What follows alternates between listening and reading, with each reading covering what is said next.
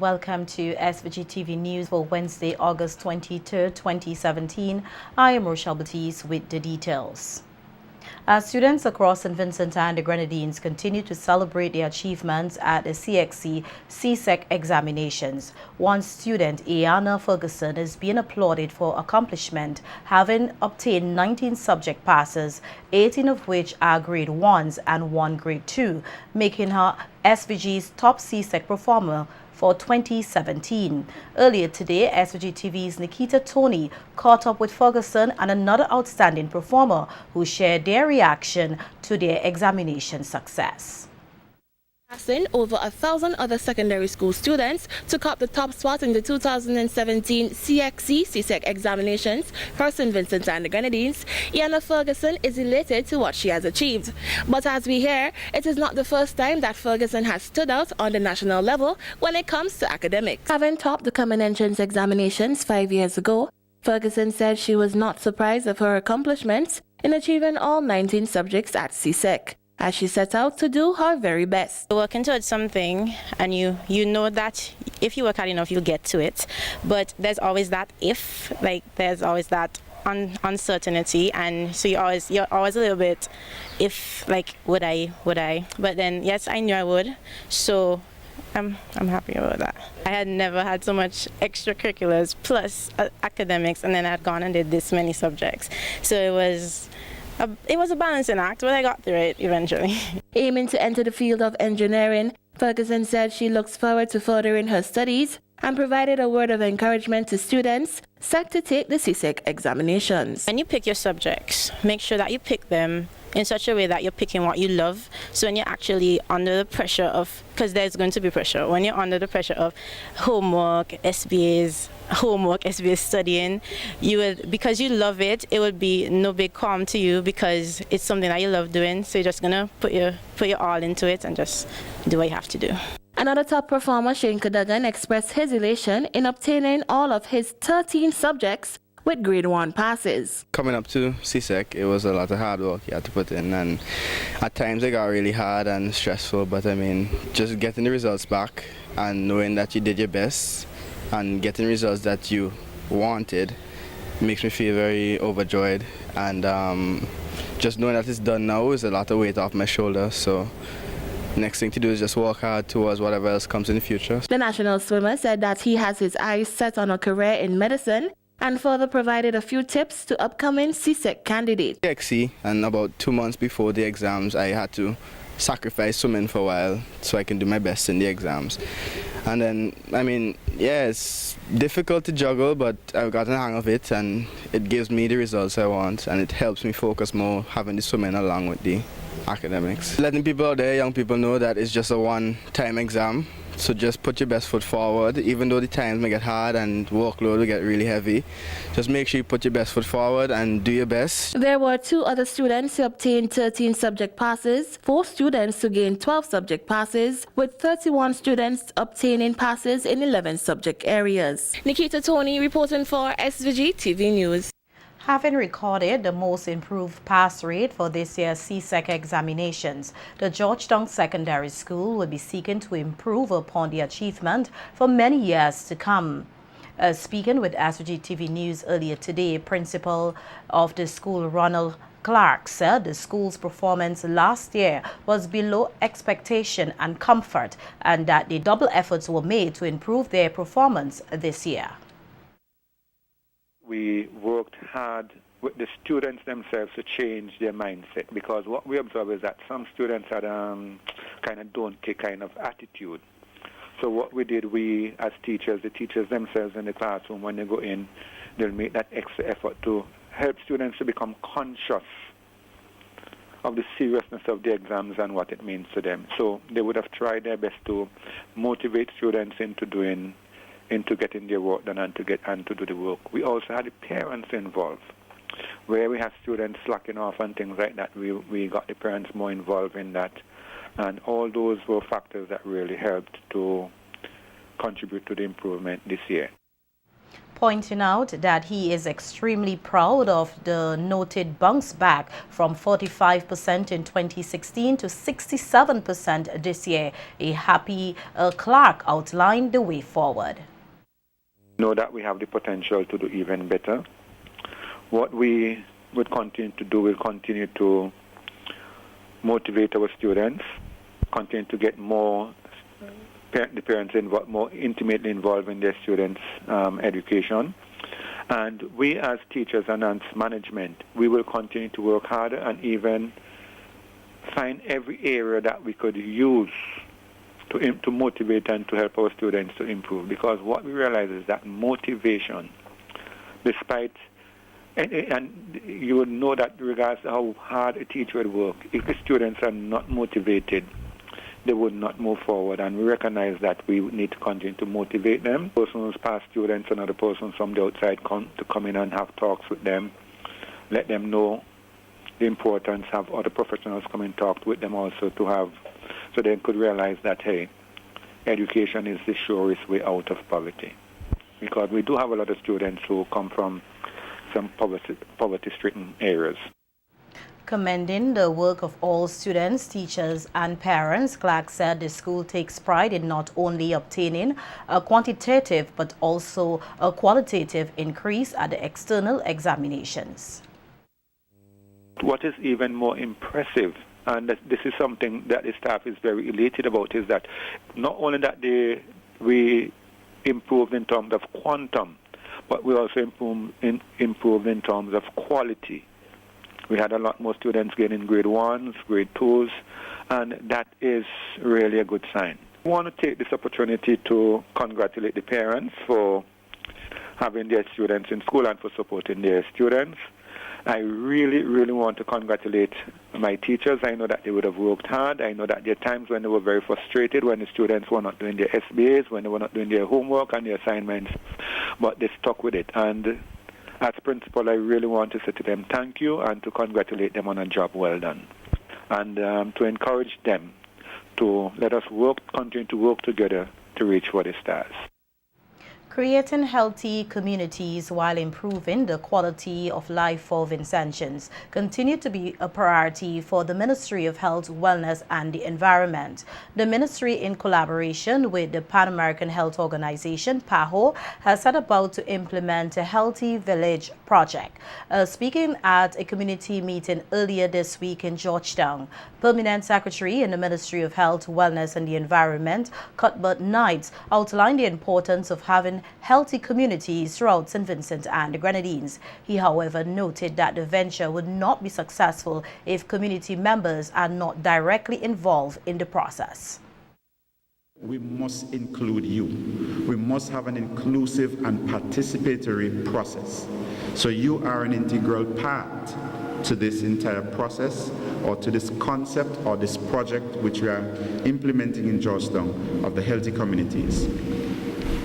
When we speak about healthy communities, we must be able to understand two basic parameters or two basic concepts.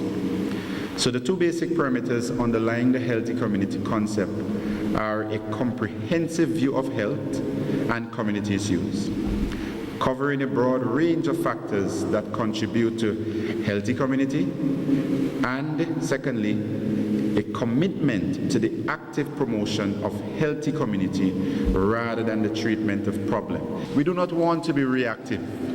We do not want to be responding, as I said, to the emergence of illnesses and diseases. Rather, we want to be proactive, to be able to put in place those things, those factors which could contribute to a healthy community. So let's not wait until the problems with diabetes and hypertension or strokes, etc., get out of hand. Let us do something now. Knights added that for the Healthy Village project to work, they will be relying heavily on the knowledge of residents in the various communities. Community will not be healthy either. Now, you always hear that when you have an increased participation, you tend to tap into the diverse or many ideas that each one of us can bring. So when you have this community approach, this participatory approach from the community, we can have a wider ranging views of ideas. Additionally, we looked at this approach because of its access to citizens' knowledge of the community. So in other words, you are the people of Georgetown. Who best will understand Georgetown? Who best will have the knowledge of community issues, of community life? Who best will be able to bring to the table some prescriptions that we can have or that we can adopt to deal with some of these issues confronting us? The forging of community-wide and ties that crosses economic, social, and economic lines is another factor. Participatory planning leads to a solution that reflects a community real needs. In other words, when we plan and when we have you involved in that planning, then this should lead to a more effective outcome. PAHO representative Dr. Tomo Kanda stressed on the importance of healthy lifestyle among the nation's youth. Soft drink, sugar soft drink, daily, every day, at least 1 can of sugar sweetened beverage. To control opportunity, to set up the environment is most important. They are exposed to a lot of snacks, sugar sweetened beverage in the school. If they have a money allowance, they can buy anytime. They can even excuse school feeding program. They can buy some fried chicken, bring inside. And when they finish the school, once kids are out of the school, then another risk is waiting for you. I'm sure this is the same here. When you go to the small mini shop, most front line, when the kids go to the school, the shop, same eye level, there's a candy. This is a strategy. All the kids can see attractive things. So why we don't control this? So this is a reality in St. Vincent. The National Council of Women continues to condemn acts of domestic violence committed in this country. In a statement issued today entitled Speak Up, Support and Seek Help, a president of the National Council of Women, Beverly Richards, expressed condolences to the family and friends of the recent victims here and called for greater support in stamping out the scourge of domestic violence. Studies have shown that domestic violence victims are often seduced and charmed into believing that it will never happen again, and they are often isolated from their friends and families. They are also brainwashed into believing that they and even their children, who also suffer from the trauma of abuse, are unable to survive without their abuser. It is very important that family, friends, and society in general do not make victims of domestic violence feel that they are foolish to be staying with their abusers.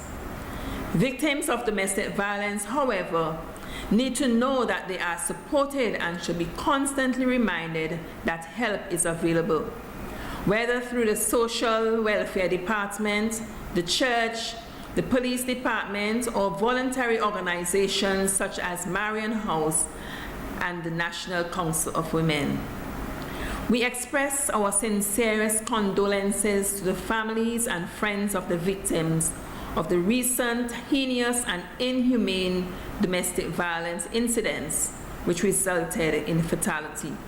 Richards also appealed to perpetrators to refrain from acts of violence and to walk away and seek help if their tempers escalate. She also reminded perpetrators that there are consequences and penalties for their actions. We call on our menfolk to be more patient and kind to our women. If you feel anger and jealousy rising, walk away, get help. Do not seek revenge. Ask Jehovah God to break the spirit of pride and be humble. While we commend the hard-working officers of the Royal St. Vincent and the Grenadines Police Force, we are also asking them to never just brush off or brush aside victims of domestic violence. We ask them to continue to use their training to do as much as they can to address the situations. Perpetrators must be reminded that there are consequences and penalties if they do not stop the abuse. And victims must be reminded of the option they have, which can ultimately save their lives. Technology continues to evolve and bring with it many innovations, and the Ministry of Agriculture is seeking to utilize advanced data collection technologies to boost production and productivity in the industry.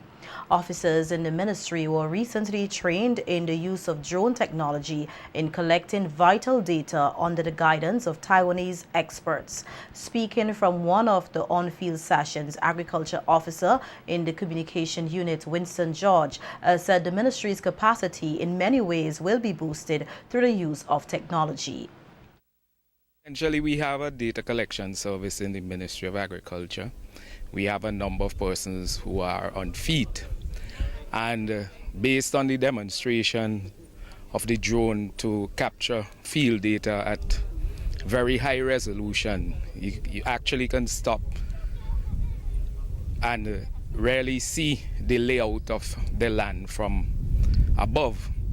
We went up into Montreal on Tuesday, and within a period of 40 minutes we virtually covered the whole of Montreal, Macmillan, and the pictures were very clear. And what it helps us to do is to be more efficient in our data collection, also in our planning. It now allows us, so before we go into the fields to collect data, we could actually see what we have before. We could identify things like breadfruit trees, coconut trees, even dasheen, and so on. Also speaking on the importance of technology to the agriculture industry was facilitating project manager at the Geographic Systems Lab at the Central University in Taiwan, Kenrick Yao Sheng, who said that drone use can be a cost-effective solution in gathering information and highlighted the features of two types of drones being used. So means about you can save like the money, and you can keep some dangerous area. This means you don't put the people to go to in like a deep mountain, go to the front survey. You can just do the image interpretation. The operating is usually we'll use the software. The software may be by the app in your template, or we use the computer. The computer, they build in some software, so it's automatic control. You just watch the status and watch the signal to check right now the drone is okay or not. The flight time will depend on what kind of the equipment you use. For the fixed wing, it takes like 40 minutes to fly. So each mission is take like the 1.5 square kilometer coverage, but for the multipolar, it take like the 20 minutes. So each mission will be take like 2.5 square kilometers. Also giving remarks was Debson Cruikshank in the Ministry of Agriculture, who expressed hope that the technology will be fully utilized by the ministry. As a statistician, I'm looking forward to having this implemented in Simonson. It'd be very useful in capturing the crop production data, and that is something that we look forward to improving in our work at the planning unit. The drones will be able to accurately capture the crops that are being produced and the acreage, and that will help us to better able to forecast our production and analyze what is needed for the markets as we look to continue to expand our exports.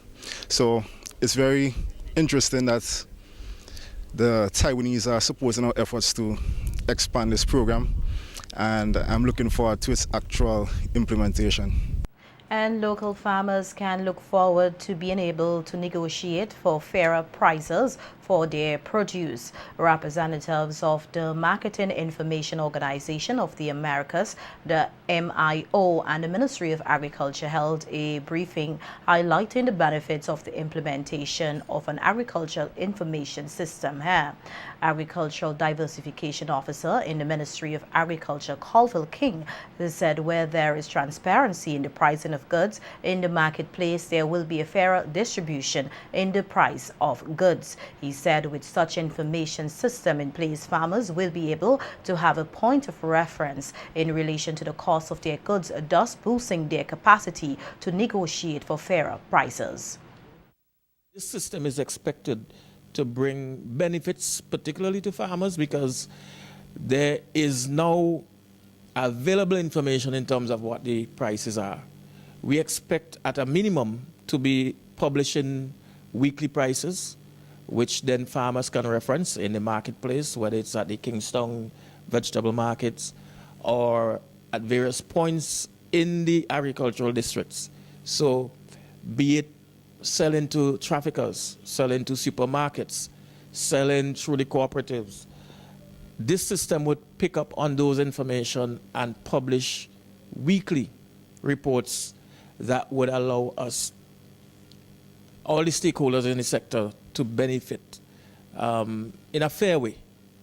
So we're very happy from a Ministry of Agriculture standpoint for this bit of investment and this program support from MIOA. So our membership is bearing fruit. Principal Officer for Competitiveness and Sustainability of Agriculture Chains, as well as a member of the Technical Secretariat of the MIO, Dr. James French, stated that the organization has had a successful workshop here where various stakeholders in the sector were sensitized on the benefits of an agricultural information system and expressed confidence in the project yielding success. We've had a very successful meeting today with over 14 participants who work within the Ministry of Agriculture managing the agricultural information, specifically price information in terms of collecting the prices in the markets, management of the prices, reporting of the prices, and overseeing the system itself, who Calville King here from the Ministry of Agriculture has the overall responsibility. So this is part of an effort, as it was mentioned, to strengthen the activities in agribusiness and the agribusiness sector. And of course, access to market information is key to making better decisions in terms of planning, in terms of entering markets, and in terms of the types of products that we take to the markets on a daily basis. So we hope this has been, and we're sure that this has been a successful activity, and in the short term to the medium term, we will have a very dynamic marketing information system operating here in St. Vincent. Thank you.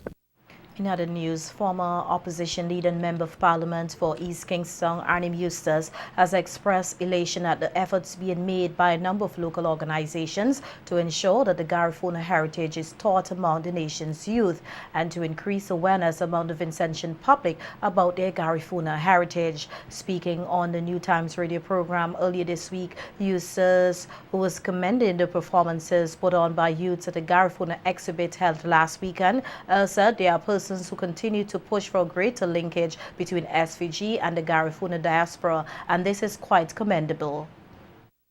For them, when we are out of office, I'm hoping that we'll get into office to start a program in which the Garifunas will have honorary citizenship in this country.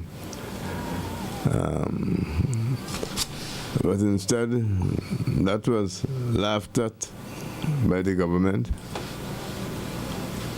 and the Prime Minister made a statement that the Garifuna coming to get your land and your jobs. Then I noticed that he was invited to address the Garifuna conference a few days ago. I wonder what he told them. I could not believe that we could have a program in which the featured speaker will be the Prime Minister. People who are very serious about this matter and who really want to see a deep relationship between the Garifuna, wherever they are, and their homeland, St. Vincent and the Grenadines. And they're serious about their homeland. And I saw a strong manifestation of that yesterday.